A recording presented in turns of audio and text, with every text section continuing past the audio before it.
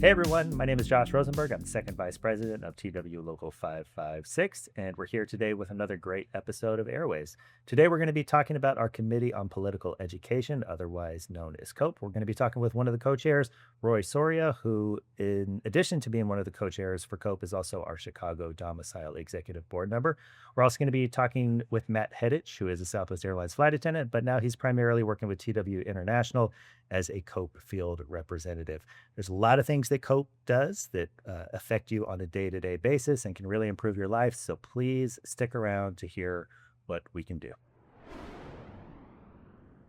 So, hey guys, thanks for being here. First of all, appreciate you making the time to talk a little bit about COPE. Yeah, thanks for having us. Yeah, for sure. First, want to introduce Roy Soria, who's one of our co-chairs for COPE and also the Chicago domicile executive board member. And then also Matt Hedich, who's a Oakland flight attendant, former Oakland domicile executive board member, and currently working with TWU International, specifically with COPE, right? Yeah. Cool. All right, so I want to jump right into it and talk about what COPE does really that affects our flight attendants in a positive way. People get turned off as soon as we start talking about politics because we live in an era that can be really politically divisive. And I think people start feeling like if they start talking about that, it's automatically divisive. But what's a couple things that we're working on that really make a difference for flight attendants and we can all really band together around? Yeah, I think the biggest thing that we're working on right now is the overtime tax deduction legislative piece. We were excluded, Railroad Labor Act members were excluded from the big, beautiful bill that extended a tax deduction on overtime to most workers in the United States. Unfortunately, RLA folks, airline workers and rail workers were excluded out of that bill. So we have a piece of legislation that will correct that oversight and extend the tax deduction to flight attendants, which we're super happy about. We've got a lot of co-sponsors in the House willing to step forward and co-sponsor that piece of legislation, and it will be a big benefit to our folks, to flight attendants and RLA workers in general. Yeah. So, I mean, literally just more money in flight attendants' pockets, right? Like less taxes when they have to work overtime, right? That's right. Yeah. We just want to make sure that everybody's treated equally. And right now, like Matt said, that most of the US can take advantage of a provision where they can take a deduction from their taxes. And RLA workers, we fall under that because we do fall under the RLA. We're excluded. 60% of our members of TWU International, actually, they're affected by the carve out that was made in Congress. Yeah. And maybe we can talk a little bit about that because and I think a lot of flight attendants hear this, like with RLA. Oh, we're excluded again. We're always excluded. Let's get rid of the RLA. Like what generally happens with that? Like why are we as flight attendants or as any RLA, Railroad Labor Act workers excluded so often? Yeah, I think you see it a lot at the state levels, right? Where state legislatures have this perception that RLA folks, because the RLA, gives us blanket union membership, and that generally RLA workers have union contracts, collective bargaining agreements with their employers. So there's this misconception that a lot of the protections that happen at the state levels are already in a CBA through an RLA covered work group, and oftentimes those protections are not found in an RLA CBA. And so there's this misconception, and we're oftentimes excluded from labor standards and laws that generally apply to workers. But for this weird quirk, we're left out of. Yeah. I think it's important too to note that there are employees of the RLA that do need to be excluded for certain things because rail workers do get unemployment from the federal government, unlike aviation employees who do not. So Title II is very specific to the RLA and aviation workers. So we are constantly excluded because there are rail workers that do need to be excluded because they are getting benefits from the federal government. So on state level issues, a lot of the times that's where we fall under, and we would go to our state unemployment offices if we ever did get unemployment. So those benefits that are offered through the states, they should be offered to aviation workers in those specific states. Yeah.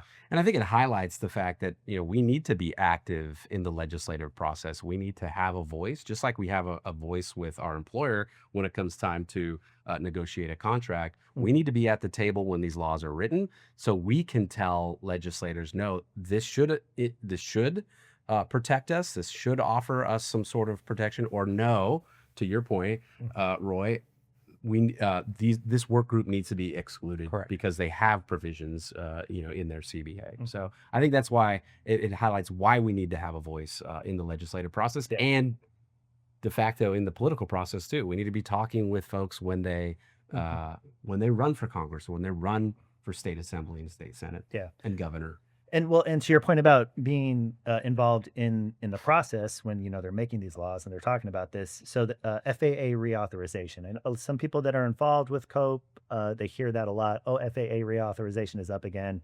So what does that mean, and what do we generally fight for when that comes up, and why should we be involved in that process? So we should be involved because a lot of the protections that we need for our members are what we go out and fight for, right? So we fight for anything that our members can benefit from, things like a secondary barrier on the cockpit door, making sure that there's lactation stations for expectant mothers, and once they do give birth, that they are able to express the milk. Like the no knives on planes, that was something that we really pushed back early on in the early 2020s. So yeah, things that are protected and that our work group wants, that's what we fight for. And to Matt's point, like a lot of legislators don't know our job, right? They think we have a 9 to 5, that we literally have these routes that we work, and it's like we work the same flights every day in and day out. So it's incumbent upon us to go to these state legislatures, whether that's Capitol Hill or, specific states, to tell them, hey, this is what our job is, because for them, they don't really understand that. And they think that we go home every day. So we have to speak to the nuances that our job does have. Gotcha.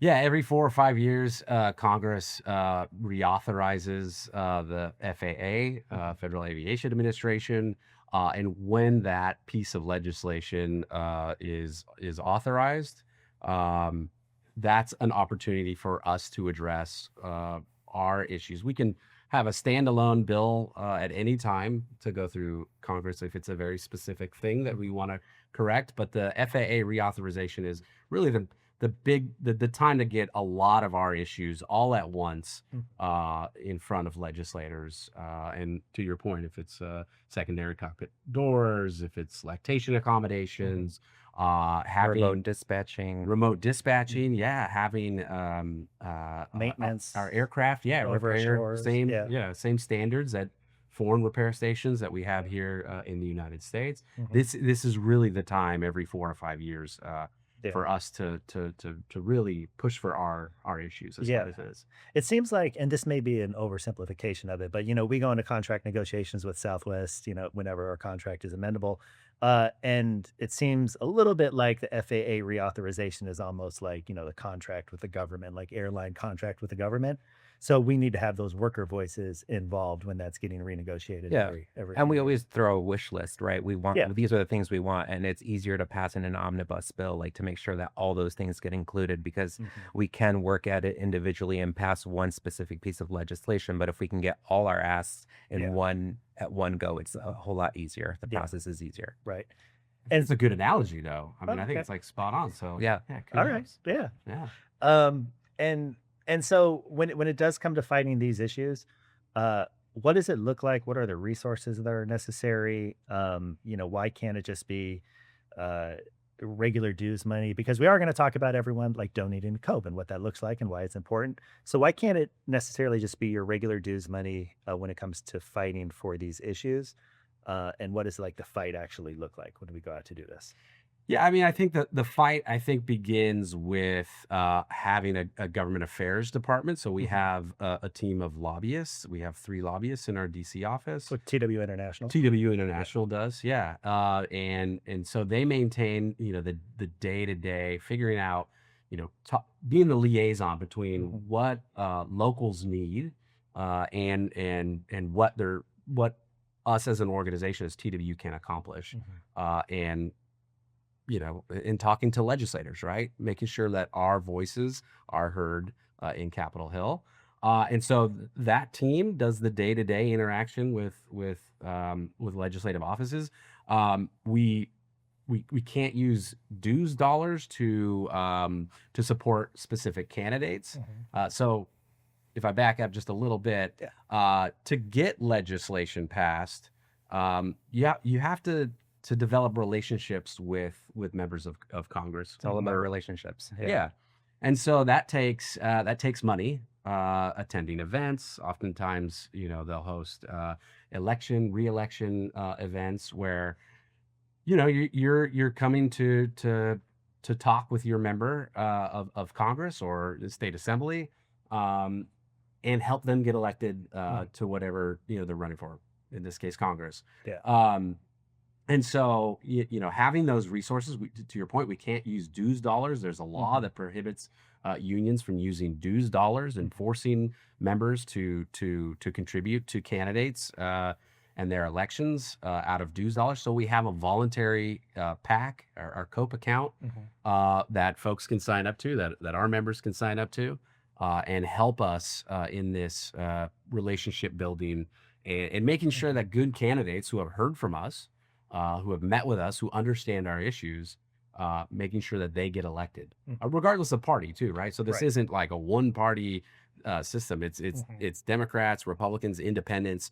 If a candidate is willing to meet with us and hear our issues, and there's agreement on our issues, and they agree that they will take action on our issues, then we will support them. Yeah.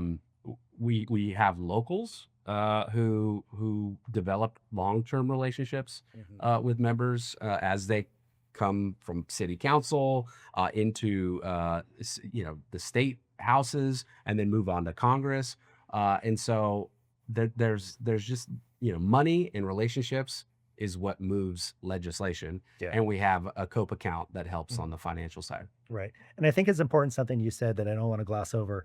It's regardless of political party, right? Yes. So there's the Republicans that we work to get elected. There's Democrats that we work to get elected. Anyone that's going to be that's going to vote in favor of not only transport workers issues, but also Southwest Airlines flight attendant worker issues. Right? Overall, we support candidates that support the issues that are important to flight attendants, right? So like if a candidate that's running for office says, I support whatever it is that you're doing or whatever it is you're fighting for, regardless of their political affiliation, we'll support them and we'll back them. Yeah. So it's not partisan at all. Right. Yeah, we have some Republicans who are better on our issues than some Democrats, and vice versa.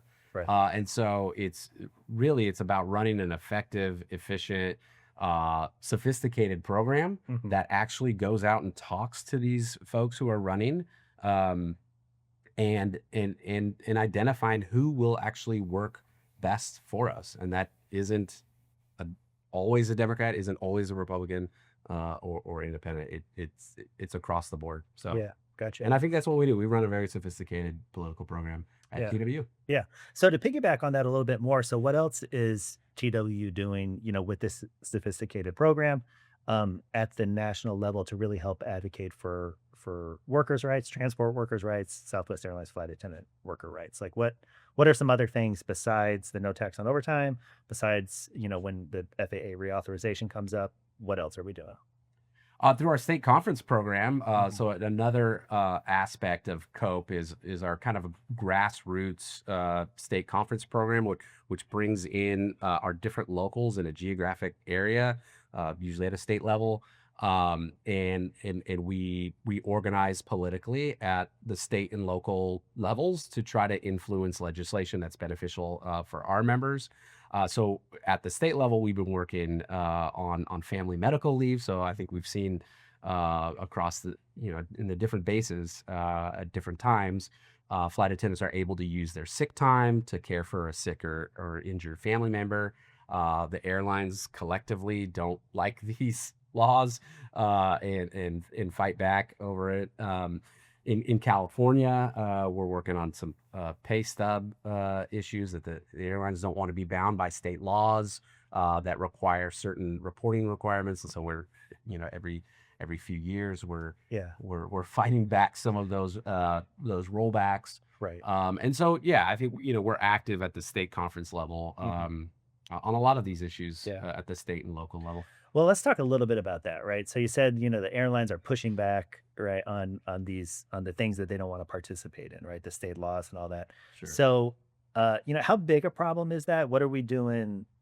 What TW International is doing, and then also just at the Yeah. local level, what do we do when we feel like we should be covered by these laws and Southwest Airlines isn't doing it? So we collaborate with a lot of different other unions that Mhm. are having the same issues as we do, and at the state levels, we make sure that any type of legislation that gets challenged in the courts, that we not only provide testimony, we provide, things that are stories to say this is why these laws are important to us, right? Mhm. As individuals, as workers.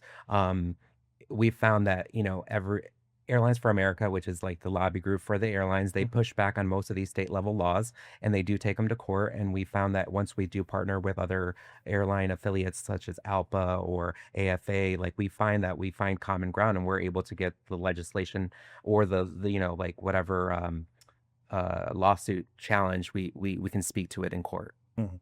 So, with these fights that we're doing at the federal level, at the state level, at the international level, at the local level, how can members get involved in those fights? Yeah, so members can, when there's a drive or a campaign, like Mhm. sometimes we'll ask our members to call their members of Congress to show up to community service events where these legislators are.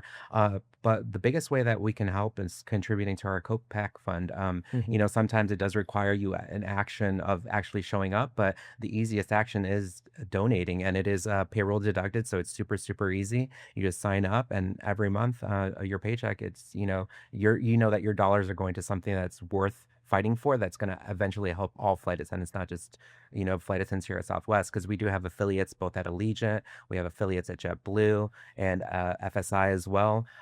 So yeah, it's we're fighting for the entire industry, for the entire movement, but specifically for flight attendant issues. Gotcha. Yeah, for a modest amount, right? Right. $5 a month, Yeah. cost of a cup of coffee. Coffee. You could be making a big difference. And collectively, over 20,000 flight attendants here at Southwest, if we all pitched in just a little bit, we could have a big war chest Okay. to really accomplish the Mhm. goals that Yeah. that are important to us. Yeah. Uh, So that $5 you mentioned, just doing that, you're probably going to get back more in your overtime. That's not going to be taxed, Taxed, right? right. So right.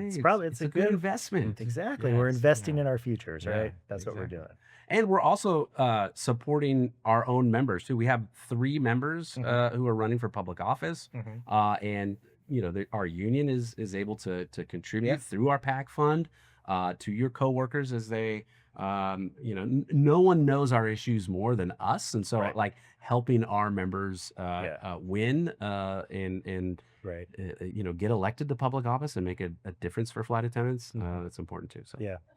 And I notice when we go and talk to legislators, like when we do, our days up on Capitol Hill where we go and lobby around, it is very impactful talking to those lawmakers when they find out, oh, you are a flight attendant, you are doing the job. Like they really like to hear from the rank and file flight attendants, like what our issues are. So just thinking about having one of those flight attendants in a position where they can make a difference, just how much more that's going to amplify our Yeah, voices, right? for sure. Yeah. And they never like they're used to seeing lobbyists. They're used to Yeah. seeing the career politicians, right? Yeah. When they see a whole bunch of flight attendants running around in uniforms on Yeah. Capitol Hill, they're like, "What is going on here?" That's in their district that might Right. vote for them or might Right. not vote for them, Right. depending on their Right. Sure, answers. sure. Right.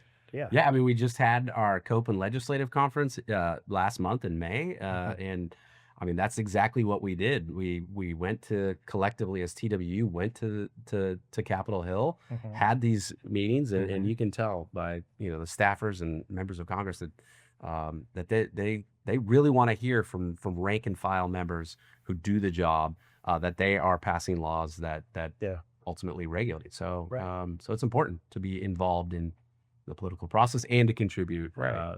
to our political And fund. mostly too, because they have a lot of questions, right? Like to my point earlier, is they don't understand the job. Right. And so they have a lot of questions. And so if we're able to speak to that and answer their questions directly, it just benefits us in general. Yeah.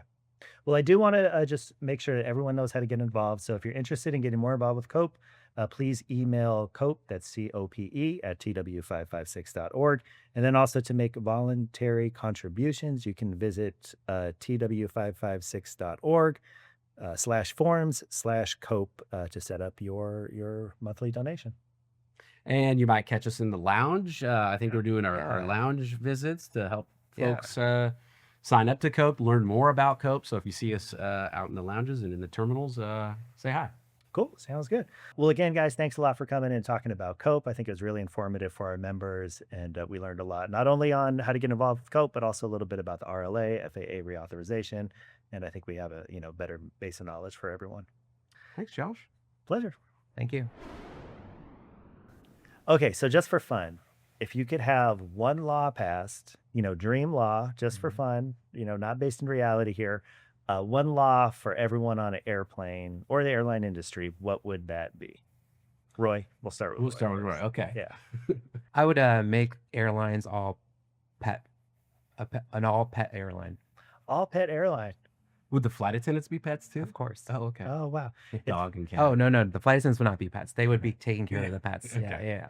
Well, so last night on my flight here, I sat next to a woman with a service animal, and it was the best flight. The dog was it was such a sweet dog, had its chin on my arm the whole time, and I was Yeah. petting it. It was the best flight. So I am totally on board. Yeah. Yeah. That'd be fun. Yeah.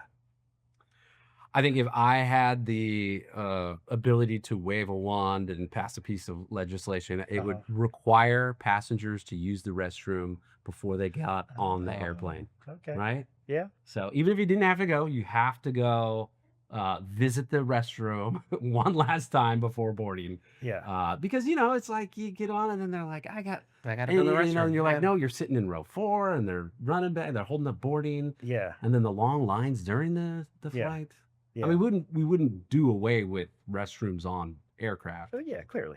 We would just require them to go to the bathroom before. Okay, gotcha. Yeah. All right. I think mine would be just that everyone knows that you can't treat everything different just because you're on a plane. You still have to be a civilized human being. Common sense. Say common sense. You should act like you're in a restaurant or at home or something like that. Like your whole life isn't different because you're sitting in an airplane seat for a few hours. I think that's my piece of legislation.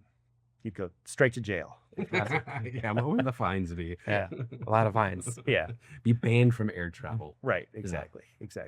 Well, cool, guys. Thanks. This was a lot of fun. Thank you. This was great.